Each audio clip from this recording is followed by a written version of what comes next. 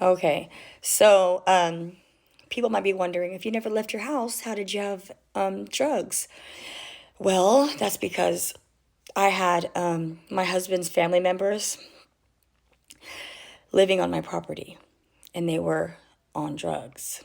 This is a huge part of the story, major part of the story.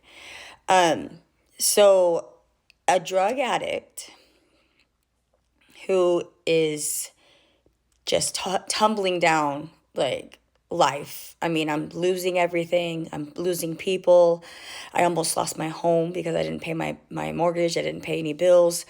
I'm losing myself. I'm disconnecting. I'm disassociating, right? I'm really struggling. I'm really in a lot of trouble. I really want to hammer that in. I'm in so much trouble here at this point. And the drugs were free and in my backyard. And I was struggling before my husband died to stay clean. Imagine after. When I realized how much the drugs numbed, because you hear that, right? You hear, oh, numb the pain. You hear this forever. Like people talking about that, it seems so cliche. It seems so like just a thing to say, but that is insanely accurate. Okay, like the drugs did take it away. I was able to pretend I was delusional. It was so wonderful.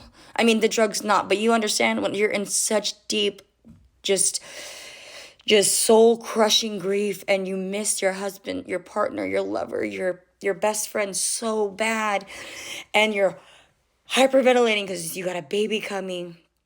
How are you ever going to get out? How are you ever going to get off these? Is such a monumental undertaking to get one human being clean off of this particular drug. It takes so much time and effort, therapy,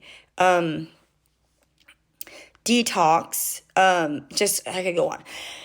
It is so difficult to quit this motherfucker. Okay, so difficult for somebody that's not a brand new 38-year-old widow with 2 kids with type 1 diabetes, 3 children, one on the way, just isolating from family, pushing everybody away. And the drugs are free and they are handed to you.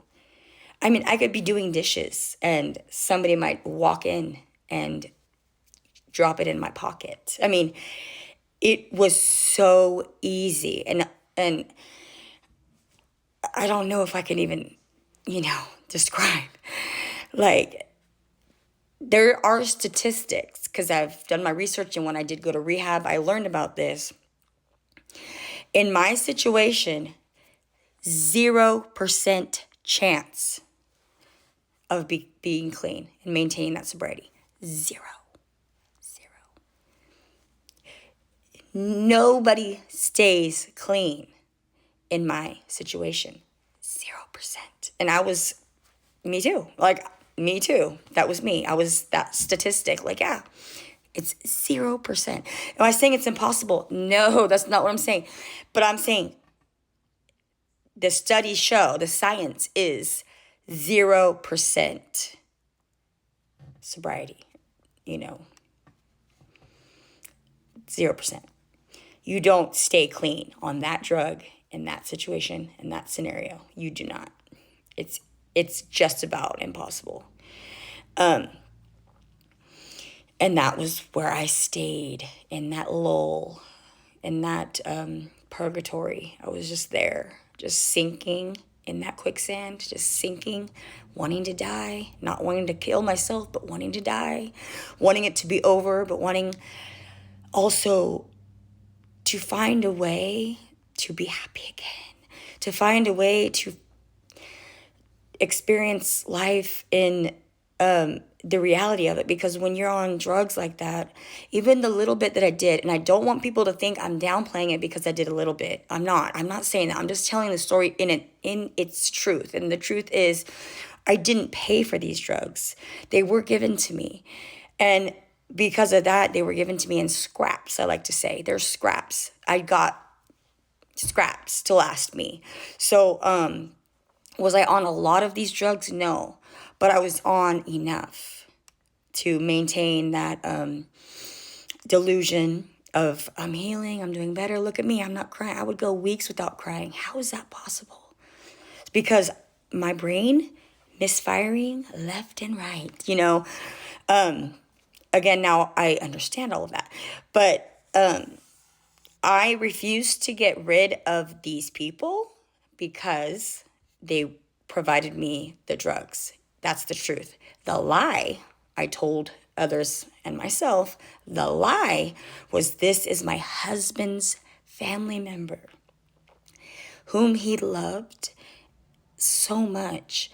And without me, this person would be homeless. This person would be on the streets. I can't do that to my husband, my late husband's family member. I couldn't dare put this person out.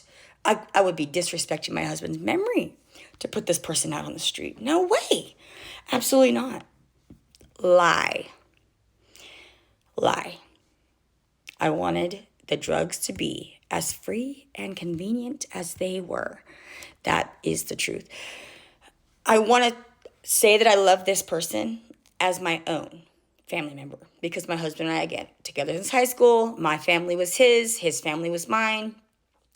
My parents thought of him as a son. My sisters called him brother. He called them, very, very close, which is to be expected after a high school sweetheart situation. We integrated our families. This person, I still love so very much. And they also love me this entire time. We were both on drugs. It was toxic, unhealthy. It was unacceptable for him and for me. But I will not say I don't love this person anymore. I will not say they're a bad person. Matter of fact, I think this person is a very beautiful, wonderful person. But the toxicity and the way that they lived and I lived, it just, no. I mean, it was like gasoline on the fire, it was too toxic.